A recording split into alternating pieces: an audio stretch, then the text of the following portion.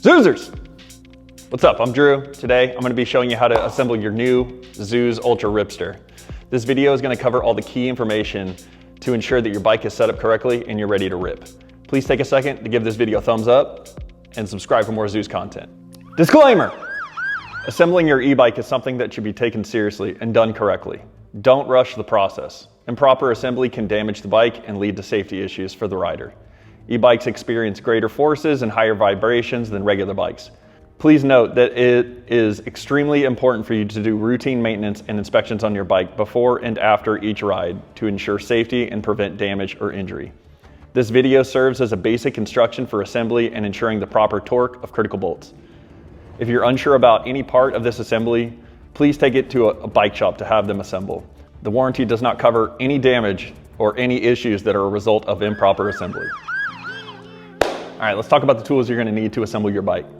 So to get the box open, you're gonna need a box cutter. To get the foam off the bike, you're gonna need some zip tie cutters. We highly recommend these so you don't damage any of the paint or cause any cosmetic issues. You'll need a pedal wrench.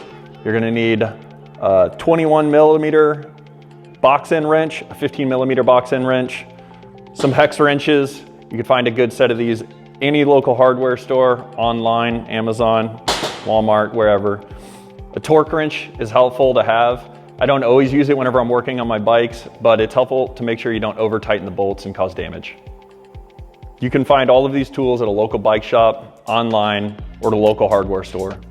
You'll need these tools to continue maintaining your bike throughout its life.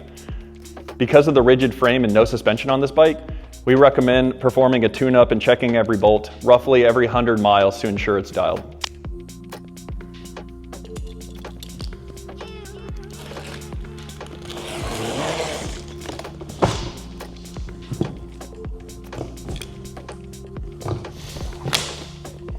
Sick.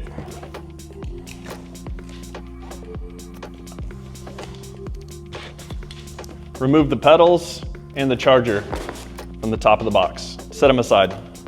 Then you'll have to remove the foam from the top of the box.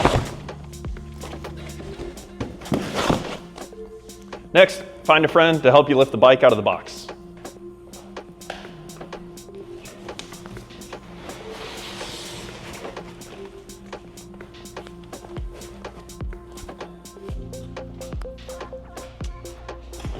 Please make sure to break down your box and recycle it. One of the first steps you should do before you start unpacking your bike is to scan the QR code on top of the box. Then take photos of all sides of the box, just in case there's any damage from shipping. From here, grab your zip tie cutter and snip all of the red zip ties off the bike. Carefully remove the protective wrapping. Use zip tie cutters and avoid using sharp objects that can scratch the bike or cause cosmetic damage.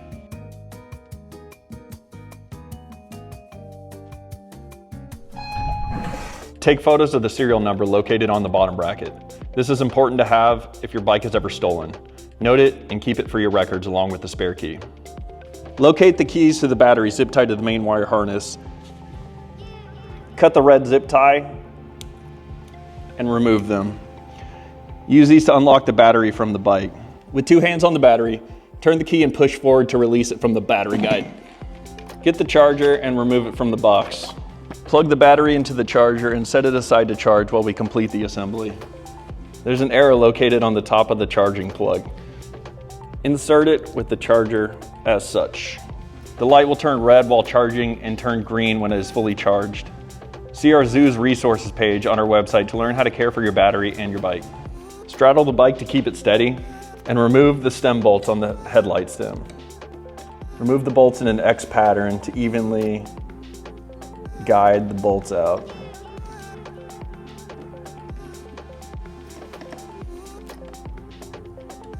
This uses a 6 millimeter hex wrench.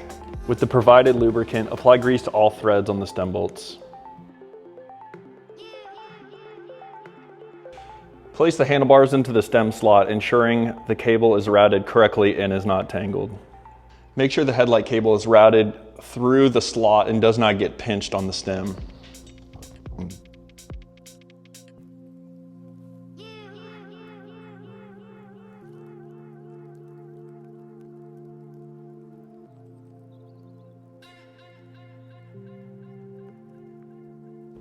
Lift up the handlebars into a natural position, and in an X pattern, snug up the bolts evenly to provide proper spacing on both the top and the bottom of the stem.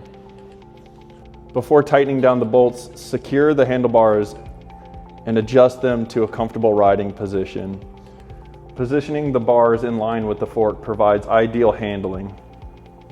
Now in an X pattern, let's snug up the bolts, get them a little bit tight, and secure the handlebars. Locate the headlight stem plug and plug it into the bus cable, making sure that the arrows align whenever you plug it in. Do not twist or bend the wire when plugging it in. Front wheel installation. Prepare the front wheel by removing all the hardware located on the axle. It's always helpful to have a friend with you whenever you're assembling your e-bike. However, I usually do this by myself. So lift up the front, remove the plastic guards, padding, and the brake insert. Gently set it back down to not damage the paint. With the front end lifted up, carefully insert the front wheel into the fork, guiding the axles into the dropouts and the brake rotor into the brake caliper. Replace the hardware on the front axle, hook washer, flat washer, and then the axle nut. So let's go ahead and tighten up the front wheel. We're going to use a 15mm box-end wrench to go ahead and tighten up the axle nut. I like to use the closed end to fully secure it on there and get a good grip on the axle nut.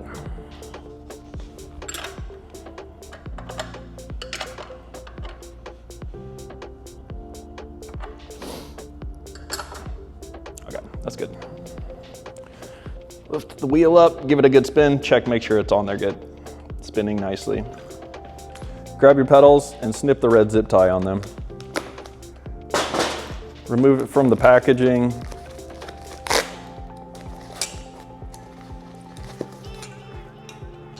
Apply grease to both threads on the pedals. The right pedal is marked with an R and spins clockwise to tighten. The left pedal has grooves on it and marked with an L. This spins counterclockwise to tighten. Go ahead and grab your pedal wrench and let's install these on the cranks.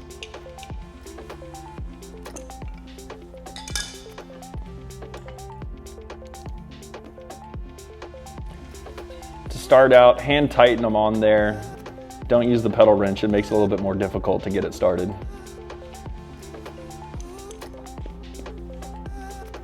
These should be easy to install and spin with little resistance. If you're having trouble installing these, please double check you're installing the correct pedal onto the correct crank. Again, a pedal wrench makes this a lot easier to install. Most box-end wrenches are a little bit too wide and can cause the pedal not to be fully tightened and engaged on the crank. Now that our assembly's done, let's do a full bike inspection. We're going to start from the front wheel, end up at the rear wheel, inspecting and checking all the bolts on the bike to ensure we're good. So starting at the front, we're going to use a 4mm to double check that all the Allen bolts on the front rotor are tight, secure. Just give them a little snug and work your way around the rotor. Next, we're going to check our axle nuts. Grab your 15mm wrench and just double check that it's snug. Also, double check that your caliper is snug. Next, grab your 6mm Allen wrench and let's move up to the stem to snug that up. You can sit on the bike while you're doing this, makes it a little bit easier.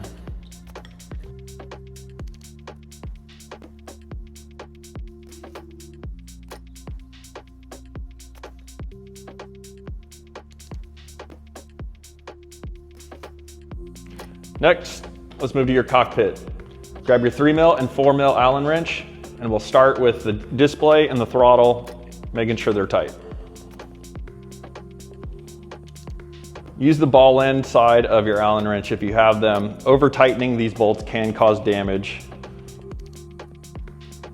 Next, adjust the brake levers to a comfortable position and use the 4mm Allen wrench to tighten down the pinch bolts on the brake. Make sure there is an even gap on the top and bottom. Double check that everything is secure and comfortable for your riding. Everyone rides a little bit differently, and you'll find what is most natural and comfortable for whatever style riding you do. Next, let's double check the pedals to make sure they're tight and secure on the bike. Again, using a pedal wrench is the most effective way to secure these.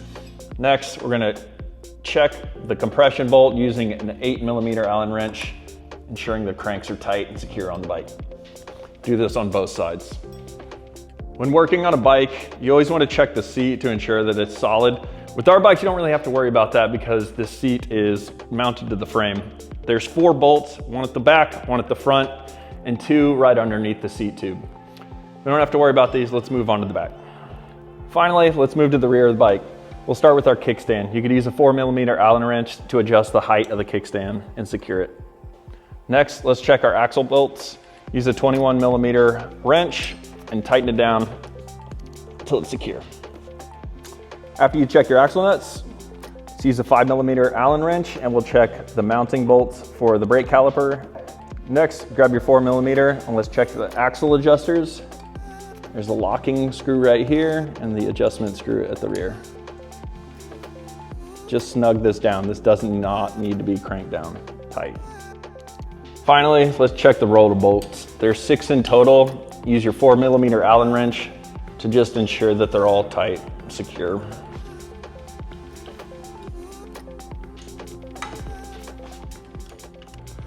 Once the light on your charger turns green, it means that your battery is fully charged up and it's ready to ride.